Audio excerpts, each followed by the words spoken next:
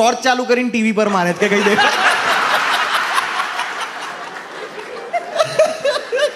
મને તો સાયન્સ આમ બહુ એવું લાગતું હતું કે આમ હાથ નજીક લઈ જઈએ ને તો ટીવી પાસે આમ વાળ ઊંચા થાય તો એવું બધું. બધા જ છોકરીઓ કઈ રીતે ચેક કરે?